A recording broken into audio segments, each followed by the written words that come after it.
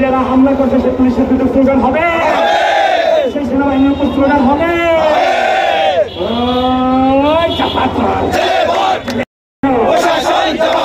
জবাব চাই, দিতে হবে। সভাপতি জীবন আহমেদ শান্ত, জীবন আহমেদ শান্ত বিবৃতি, তাদের বিবৃতি থেকে আমরা প্রত্যাখ্যান করছি।